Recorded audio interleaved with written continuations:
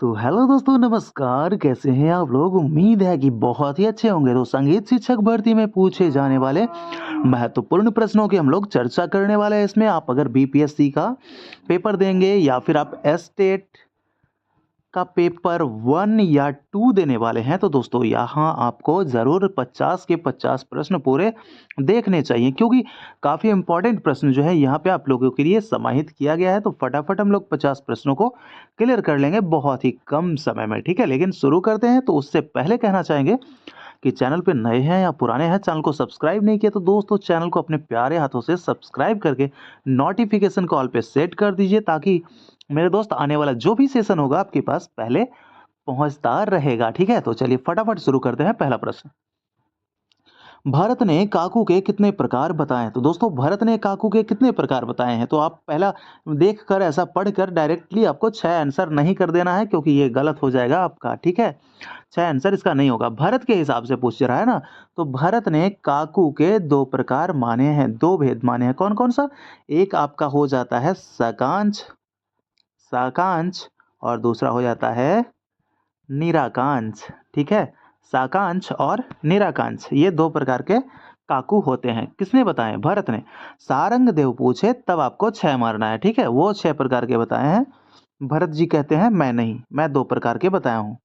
आगे देख लेते हैं, सितार में ठाठ की रचना कैसे होती है? तो सितार में अगर ठाठ की रचना की बात करें तो उसमें क्या होता है, सितार में पर्दे लगाते हैं ना। चल ठाठ के ये सितार और अचल ठाट के सितार, तो कैसे कैसे जो है वो डिफाइन करते हैं कि कौन से ठाट के सितार होंगे?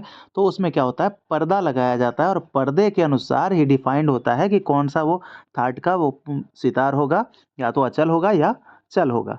तो इसका जो जवाब देख लेंगे हम लोग, मिल गया हम लोग के पास, तो क्या होगा, पर्दे लगाकर चल ठाट की जो है ये ठाट की, ठीक है, रचना होती है।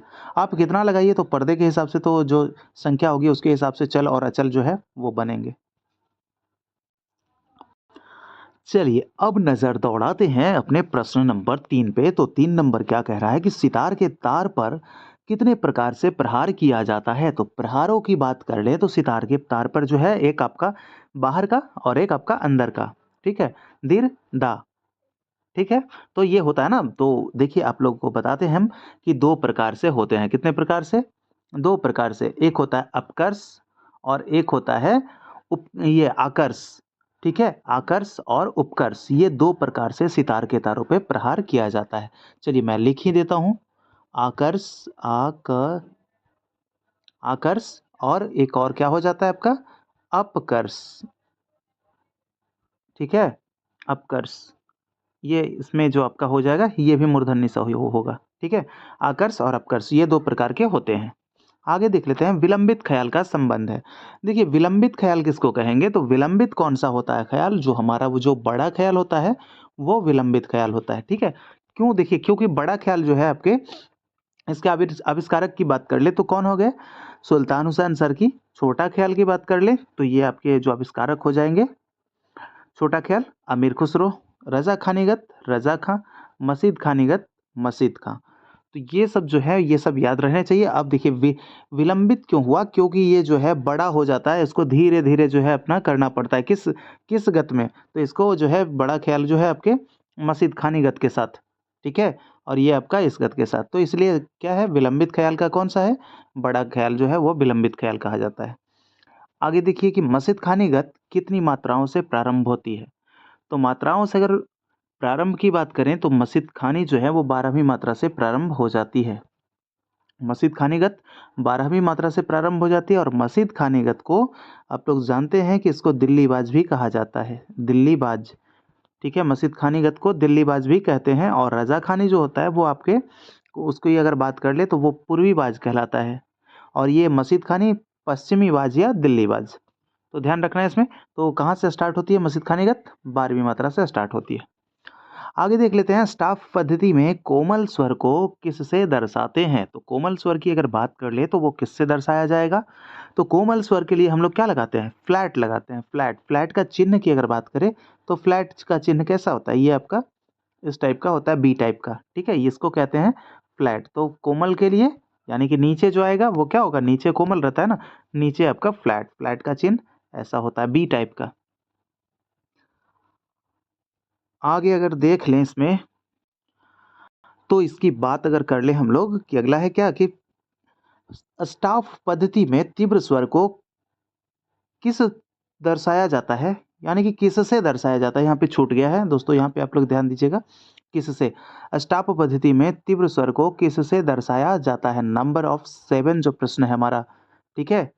तो इसके लिए अगर बताएं तो पद्धति में जैसा कि आप लोग देखे होंगे कि उसमें फ्लैट दिख रहा था, लेकिन यहाँ पे तीव्र स्वर के लिए है, तो तीव्र स्वर के लिए क्या दिखता है यहाँ पे, फ्लैट। उसके बाद फिर ये तीव्र स्वर का दिखेगा आपको शार्प।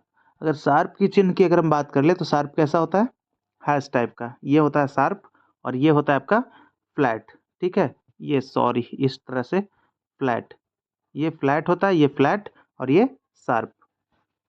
तो तीव्र स्वर के लिए शार्प और कोमल स्वर के लिए फ्लैट। आगे देख लेते हैं 8 नंबर की पाश्चात्य संगीत में विभाग के लिए किसका प्रयोग किया जाता है। तो विभाग जैसे कि जिसको क्या हम लोग विभाग बोलते हैं ना, ये तो उसको क्या बोलते हैं, बार, यानी 1 बार 2 बार 3 बार, तो इस तरह से वो क्या विभाग को बार बोला जाता है। तो विभाग के लिए क्या दर्शाते हैं, क्या प्रयोग करते हैं, तो पाश्चात्य संगीत में बार कहा जाता है। यानी कि इस तरह से भी आप कह सकते हैं कि विभाग को क्या कहते हैं, बार कहते हैं। अब अगले नंबर प्रश्न को देख लेते हैं। यहाँ पर 9 नंबर का प्रश्न है हमारा। क्या कह रहा है इसमें कि इनमें से किसका 6 अंग, देखिए यहाँ पे अंक है लेकिन यहाँ पे ध्यान दीजिएगा 6 अंग और 4 धातु, यानी कि दोस्तों बताना है कि किसके 6 अंग और 4 धातु होते हैं। तो 6 अंग और 4 धातु की अगर हम बात कर ले तो किसके, तो आप ध्यान लगाइए कि प्रबंध के जो हैं कितने अंग हैं, 6 अंग हैं प्रबंध के, 6 अंग, और प्रबंध के कितने धातु, प्रबंध के 4 धातु। तो ये सही जवाब क्या हो जाएगा, प्रबंध। आगे देख लेते हैं 10वां नंबर प्रश्न है कि भरत के अनुसार कुल कितने मूर्छना है। तो भरत ने मूर्छनाओं का वर्णन किया है कितना, प्रत्येक ग्राम से 7 मूर्छना, तो 3 ग्राम के बारे में तो बताया ही। मूर्छना तो कुल जो है 21 माना ही है, लेकिन वो 2 ही ग्राम का चर्च करते हैं। 1 ग्राम को विलुप्त ग्राम बताते हैं और वो देवताओं गंधर्व किन्नरों के लिए वो कहते हैं। तो इसलिए जो है यहाँ पे जो है आपको टोटल 21 मूर्छना ही माने हैं भरत, लेकिन ग्राम पूछे तो ग्राम 2। 11 नंबर प्रश्न है कि भरत के अनुसार कितनी जातियां मानी गई है। जातियों की संख्या की अगर हम बात कर ले तो 18 जातियां मानी गई है, जिसमें कि 2 ही ग्राम की चर्च है। तो बात करें एक षडज ग्राम और एक मध्यम ग्राम, ठीक है। एक षडज ग्राम और एक मध्यम ग्राम। षडज ग्राम में अगर बात कर ले तो इसमें टोटल 7 जाति, और इसमें अगर हम बात कर ले मध्यम ग्राम में तो इसमें 11 जाति माने गए हैं। 7 में से आपका जो है दोस्तों बता दूं आपको, इसमें 7 में षडज ग्राम में 4 शुद्ध माने गए हैं और 3 विकृत। और ये आपके मध्यम ग्राम में जो जाति जो माने गए हैं, इसमें 3 शुद्ध और 8 विकृत, ठीक है। तो ये याद रख लेना है। आगे देख लेते हैं अगला प्रश्न है कि सारंग देव ने जाति के कितने लक्षण माने हैं। अगर सारंग देव की बात है तो जाति के जो लक्षण पूछे जा रहे हैं कि सारंग देव ने जाति के कितने लक्षण माने हैं, तो इसका जो जवाब रहने वाला है वो आपको क्या हो जाएगा, 13 जाति के लक्षण माने हैं, ठीक है। आपको 10 यहाँ पे नहीं लगाना है, क्योंकि 10 जो है आपका वो रॉन्ग हो जाएगा। 10 जो है मैं बता देता हूँ आपको कि 10 जो है वो किन के अनुसार है, भरत के अनुसार है 10, लेकिन सारंग देव ने जाति के कितने लक्षण माने हैं, 13 लक्षण माने हैं। जैसे कि उसमें कौन सा जो भरत के जो 10 लक्षण है वो तो जानते हैं, लेकिन इसमें आपके अगर बात कर लें तो संन्यास, संन्यास, विन्यास, संन्यास, विन्यास और अपन्यास, ये आपके जो हैं 3 जो है बढ़ाए गए हैं। ये 3 बढ़ाकर माने हैं कौन, सारंगदेव ने, ठीक है। तो इस तरह से 10 वो हो गए और 3 ये हो गए, तो 13। आगे देखिए प्रश्न नंबर भी आ गया हम लोग का 13। राग रागनी पद्धति का आधार ग्रंथ किसे माना जाता है। तो राग रागनी पद्धति की अगर आधार ग्रंथ की अगर बात कर ले तो ये किसको माना जाएगा, तो ये 13 नंबर का हो जाएगा आपका संगीत मकरंद, संगीत मकरंद, ठीक है। अगर बात कर ले कि संगीत मकरंद के लेखक कौन है, तो ये आपके लेखक हो जाएंगे नारद, नारदीय शिक्षा के लेखक नारद, ठीक है। संगीत मकरंद भी नारद। तो याद रखिएगा राग रागनी पद्धति का आधार ग्रंथ संगीत मकरंद को माना जाता है। आगे देखिए यहाँ पे क्या है, हॉट लिखा गया, थाट होगा यहाँ पे, ठीक है। थाट राग पद्धति का आधार ग्रंथ कौन है। देखिए थाट राग पद्धति की अगर हम आधार ग्रंथ की बात कर ले, वहां तो था क्या, वहां पे आपने क्या देखा, वहां पे था राग रागनी, लेकिन यहाँ पे है थाट राग पद्धति का आधार ग्रंथ। तो ये हो जाता है थाट में क्या हो जाता है आपका, राग तरंगनी, ठीक है। और राग तरंगिणी की अगर बात कर ले तो इसके लेखक कौन है, तो इसके लेखक माने जाते हैं लोचन, लोचन, ठीक है, जिन्होंने 75 थाटों की रचना की थी 12 स्वरों से। आगे देख लीजिए 15 नंबर का प्रश्न है कि बृहदेशी ग्रंथ में कितने अध्याय माने गए हैं। तो बृहदेशी जो है वो किन की है, मतंग की ग्रंथ है बृहदेशी। देखिए मतंग की बृहदेशी जो है इसमें अगर बात कर ले आपको तो लगभग लगभग ज़्यादा सो पुस्तकें हैं, वो आपके 5 आंसर को ही डिफाइन करती है। लेकिन मैं आपको बता दूं कि इसमें जो है काफ़ी मतभेद माना गया है। ये 5 जो है आपका सही हो ही नहीं सकता है, लेकिन हर लोग जो है 5 मानते हैं, तो चलिए हम लोग भी मान लेते हैं, ठीक है। चलिए आगे देख लेते हैं, ट्रैवल क्लैप का चिन्ह कहाँ लगाया जाता है। देखिए ट्रैवल क्लैप की अगर हम बात कर ले तो ट्रैवल क्लैप का चिन्ह जो है वो कॉमन लाइन के ऊपर लगाया जाता है। कहाँ, कॉमन लाइन जो होता है पाश्चात्य संगीत का, वो आपके ऊपर लगाया जाता है उसके, ठीक है। आगे देख लेते हैं, 10विध राग वर्गीकरण की व्याख्या संगीत रत्नाकर के किस अध्याय में है।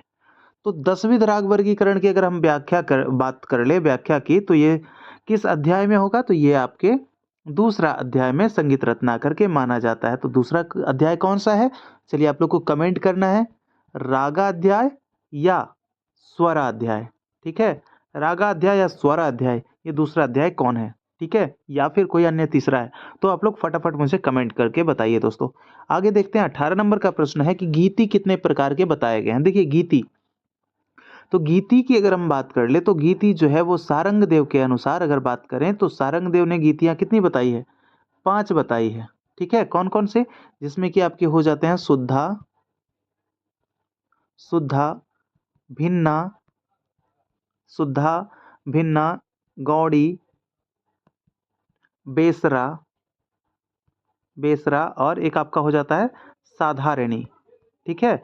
ये 5 प्रकार के गीति बताए हैं कौन, सारंग देव ने। शुद्धा, भिन्ना, गौड़ी, बेसरा और सारणी, ये साधारणी, सारणी लिख दिया हूं मैं, साधारणी, ठीक है। तो ये 5 प्रकार के गीति जो हैं बताए गए। चलिए माफ़ी चाहते हैं थोड़ी सी डिस्टरबेंस के लिए, बस कुछ नहीं। तो ये आपके हो गए ये गीति के 5 प्रकार, शुद्धा, भिन्ना, गौड़ी, बेसरा और ये आपके साधारणी, ठीक है। आगे देख लेते हैं 19 नंबर प्रश्न है कि ताल प्रकाश के लेखक कौन है। देखिए ताल प्रकाश की अगर बात कर ले तो इसके लेखक होंगे कौन, भागवत शरण शर्मा, ठीक है। ये ताल प्रकाश के लेखक के बारे में अगर पूछे तो जवाब देना है भागवत शरण शर्मा। आगे देख लेते हैं क्या है, ग और म के बीच कौन सा स्वरांतर है। अगर स्वरांतर की बात करें ग और म के बीच, तो यहाँ पे स्वरांतर आपका हो जाता है सेमीटोन इंटरवल, ठीक है। सेमीटोन इंटरवल स्वरांतर यहाँ माना जाता है। ये पाश्चात्य संगीत का प्रश्न है, ठीक है। आगे देख लेते हैं कि रिदम के कितने प्रकार होते हैं, ठीक है। रिदम के कितने प्रकार, रिदम जो है वो कितने प्रकार के, तो 3 प्रकार के रिदम होते हैं, ठीक है। एक आपकी अगर बात कर ले रिदम के 3 प्रकार, तो विलंबित हो जाता है, एक हो जाता है मध्य हो जाता है, उसके बाद फिर आपका द्रुत हो जाता है। तो वो 3 प्रकार के रिदम होते हैं, ठीक है। रिदम और ये जो लय बोलते हैं उसमें कोई खास ज्यादा अंतर नहीं होता है, ठीक है।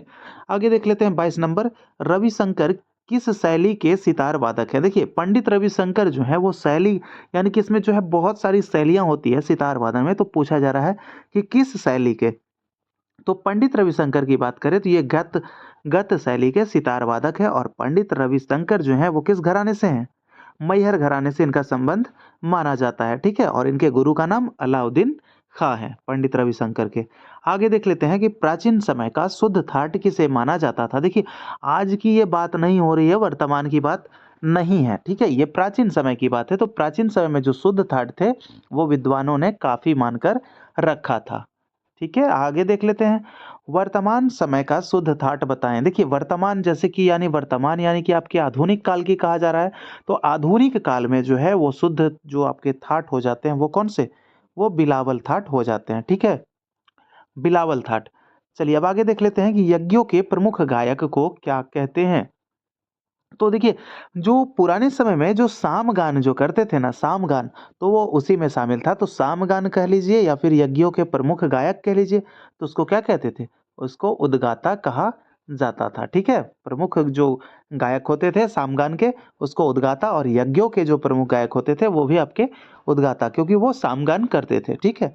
आगे देख लेते हैं, अलंकारों का आधार किसे माना जाता है। तो अलंकारों के आधार की अगर हम बात करें तो वर्ण क्यों माना जाता है, ठीक है। और वर्ण कितने प्रकार के होते हैं, वर्ण 4 प्रकार के होते हैं। कौन कौन से, तो अस्थाई वर्ण, आरोही वर्ण, संचारी वर्ण और क्या होता है एक अगला, चलिए आप लोग के लिए छोड़ देते हैं, कमेंट कीजिए, क्योंकि बताया हूं दोस्तों। और इस तरह से कमेंट करके आप जो है अपने माइंड को रिफ्रेश कीजिए और जो छुप गया है उसको जो है थोड़ा सा आगे लाइए, ठीक है। चलिए आगे देख लेते हैं, राग रागनी वर्गीकरण के कितने मत थे। तो राग रागनी वर्गीकरण की अगर हम बात करें मतों की, तो इसमें कुल कितने, ये जो है आपके 4 मत थे। कौन कौन से बात कर ले, तो इसमें भरत मत, हनुमत, कृष्ण मत और आपके शिव मत। देखिए कृष्ण मत को कह लीजिए, कृष्ण मत कहिए या फिर कल्लीनाथ मत कहिए, ठीक है। शिव मत कहिए या फिर सोमेश्वर मत कहिए। तो इस चीज में आपको कंफ्यूज नहीं होना है, कल्लीनाथ या कृष्ण, सोमेश्वर या शिव, ठीक है। तो इस तरह से आपके टोटल 4 मत थे। तो ये जो थे आपकी अगर बात कर ले कृष्ण मत और शिव मत, इसमें क्या थे, इसमें थे आपके 6 राग और 36 रागनियां।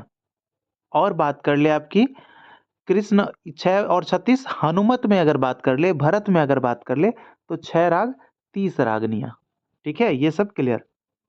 आगे देखिए, ग म प ग म रे सा स्वर समूह किस राग से जुड़ा हुआ है, ठीक है। ग म प ग म रे सा स्वर समूह किस राग से जुड़ा हुआ है, तो यह राग कौन सा हो जाएगा, कामोद, ठीक है। यह राग कामोद का स्वर है, राग कामोद से जुड़ा हुआ स्वर है। आगे देख लेते हैं कि संगीत रत्नाकर किस भाषा में रचित ग्रंथ है।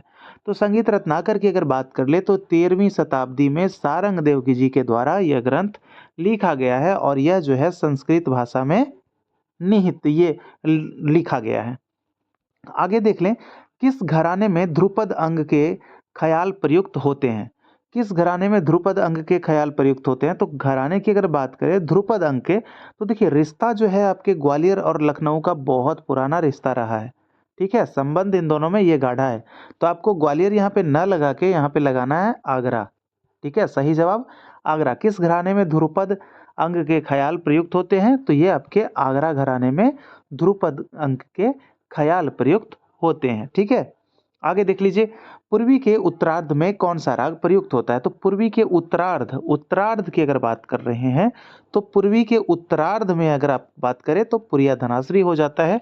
पूर्वी के उत्तरार्ध में पुरिया धनाश्री। और अगर बात कर ले आपकी पूर्वार्ध में, अगर पूछे आपसे पूर्वार्ध, तो पूर्वार्ध की अगर बात हो जाए तो वहां पे आपको बताना है परज, ठीक है।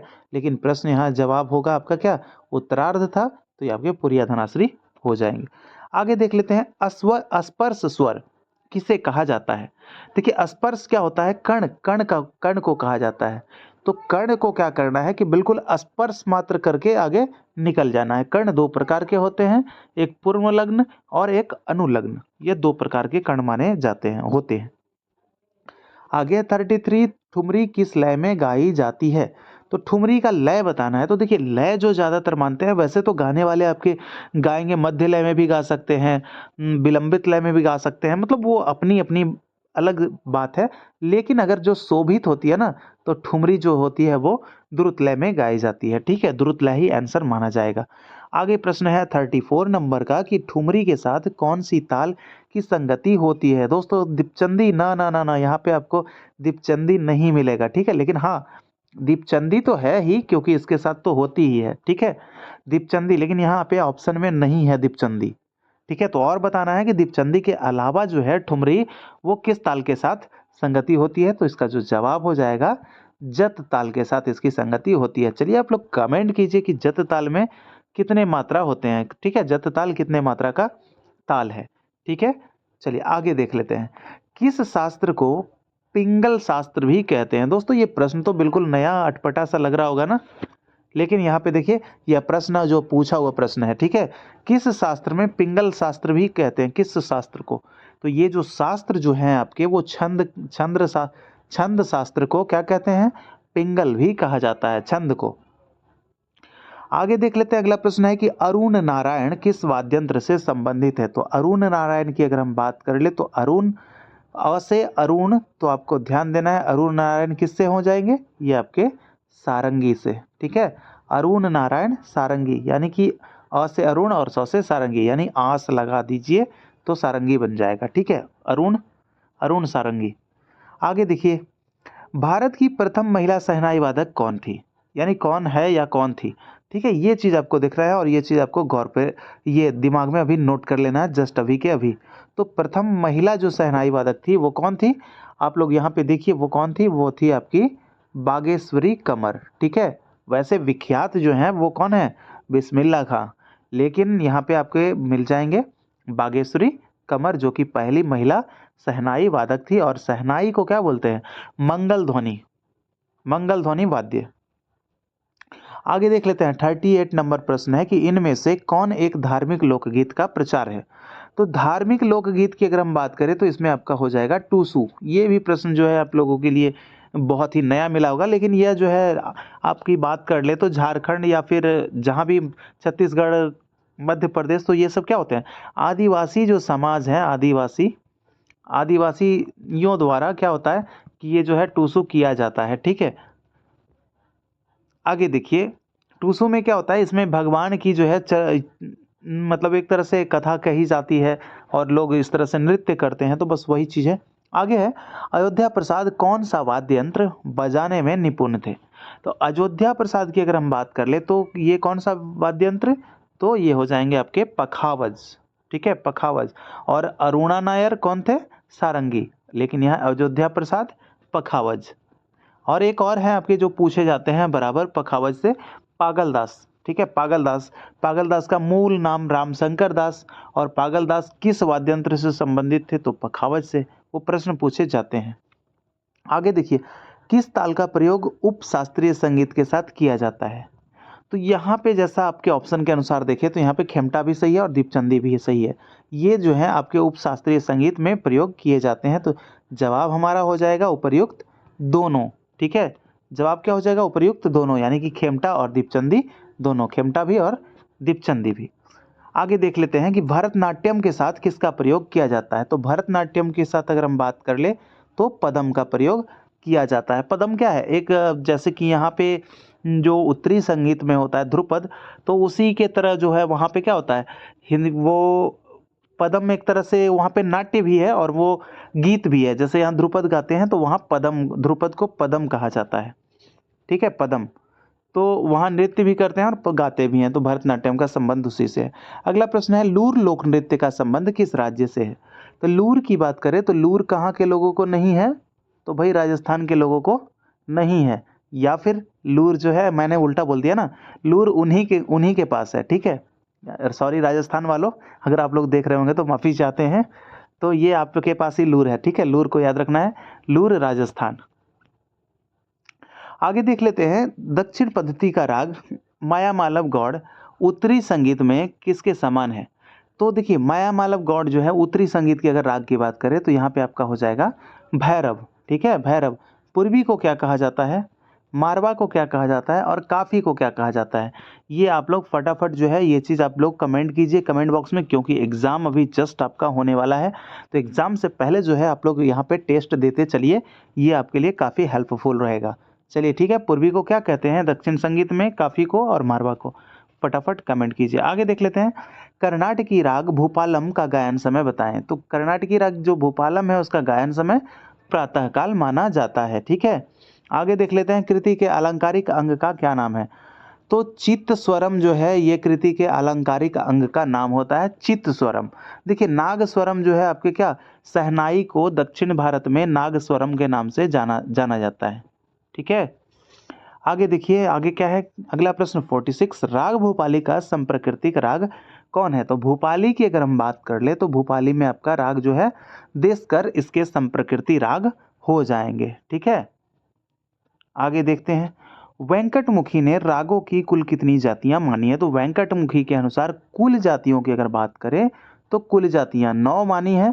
अगर मुख्य जातियों की बात करें तो मुख्य जातियां 3, औडव साडव संपूर्ण, और कुल जातियां आपके हो गए 9।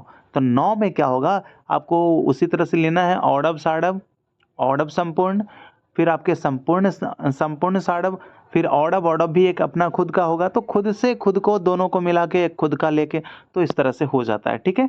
आप लोग को तो वो सब बता ही चुके हैं और आप लोग जानते भी होंगे, क्योंकि अभी तो बहुत आगे बढ़ाए हैं, इतना सारा सीखने के बाद क्यों नहीं अभी तक सीख गए होंगे। आगे देखते हैं महिलाओं के तानपुरे में कौन सा तार पीतल का होता है? प्रथम तार, अंतिम तार, दूसरा तार या सभी तार। तो कौन सा तार है जो हो जाता है वो अंतिम का होता है, क्या होता है अंतिम का? अंतिम का हो जाता है किसका? पीतल का होता है। किसका? महिला का। प्रश्न बने कि महिलाओं के तानपुरे में कौन सा तार पीतल का होता है? तो महिलाओं के तानपुरे में अंतिम तार पीतल का होता है। ठीक है, आप लोग सेंटेंस को पूरा करके भी पढ़ा कीजिए और आप ये जो होगा ज़्यादा बेनिफिट होगा। ऐसा नहीं कि डायरेक्ट वो उस तरह से आप कर सकते हैं, लेकिन सेंटेंस जो रहेगा वो इजी बहुत अच्छा रहेगा आपके लिए। 49 देख लेते हैं। प्राचीन काल में ध्रुपद गायकों को क्या कहा जाता था? तो ध्रुपद गायक के लिए प्राचीन काल की अगर बात करें तो वहाँ कलावंत कहा जाता था। कलावत नहीं, यहाँ पे आप एक बिंदी छूट गया है, कलावंत कहा जाता था। ठीक है, यहाँ पे आपको जैसा कि मैंने बताया उद्गाता किसको? जो सामगान करते थे उसको उद्गाता, या फिर यज्ञों के मुख्य गायक को उद्गाता कहते थे। ठीक है, तो ये चीज आपका यहाँ पे क्लियर हो गया। अगला प्रश्न है, पंचलिंगा स्थला किनकी कृति है? तो पंचलिंगा की अगर बात कर ले तो पंचलिंगा के जो है कृति करने वाले वो कौन है? मुथुस्वामी दीक्षितर। ठीक है, मुथुस्वामी दीक्षितर जो कि पंचलिंगा स्थला के कृति किए हैं। ठीक है, चलिए, तो इस तरह से जो दोस्तों आपके 50 प्रश्न जो है आपके पूरे हो गए। तो चलिए मुझे एक कमेंट करके आप लोग बताइए फटाफट कि आपको यह सेशन जो है कैसा लगा है, और इसमें आज जो प्रश्न जो देखे आप दोस्तों, कुछ नए नए प्रश्न भी आप लोगों को देखने को मिल गया होगा। तो इस तरह से जो थोड़े से एडवांस लेवल के जो प्रश्न आते हैं ना, तो वो आपको देखने को मिलता ही रहेगा, क्योंकि वही सब प्रश्न जो है थोड़े से अटकाते हैं। तो वो सब प्रश्नों को भी हम शामिल करके चलेंगे। ठीक है, तो चलिए मिलेंगे आपसे अगले सेशन में। जब तक के लिए इजाज़त चाहते हैं। जय हिंद, जय भारत।